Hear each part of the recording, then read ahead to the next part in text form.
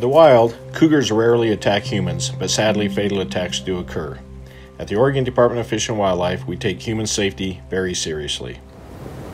I'm Corey Heath, Deschutes District Wildlife Biologist, and in the 30 years that I've worked for ODFW, I've seen dramatic increases in both the number of cougars in the state of Oregon and also where they live.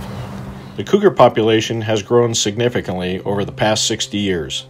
We estimate that there were only 200 cougars left in Oregon by the early 1960s. Today, there are now more than 6,600 cougars statewide.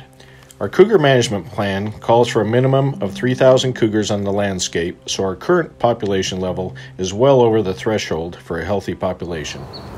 Many people are unaware that Oregon has a cougar management plan, based on decades of experience and scientific research from experts, not only at ODFW, but also from public input as well. The Cougar Plan directs how biologists deal with cougar behavior and instances where they expand into new habitats. Unfortunately, people feeding deer in some areas concentrates both species at unnatural densities.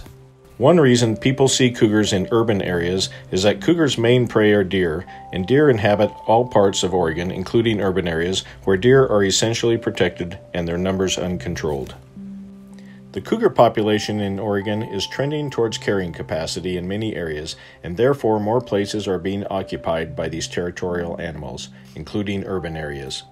Due to an increase in cougar sightings in city limits, we get frequent questions about how we manage these large carnivores.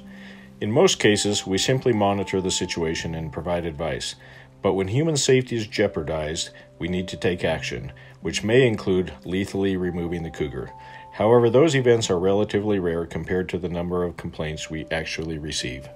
Our cougar management plan doesn't allow for relocating, damage, or human safety cougars because once they become habituated to people, they may return to that area or cause problems in a new location.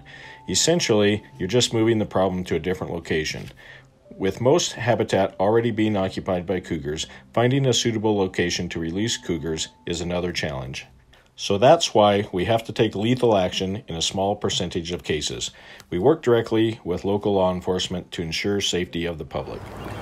We hope this video sheds some light on cougar management in Oregon and that it helps you to be safe out there.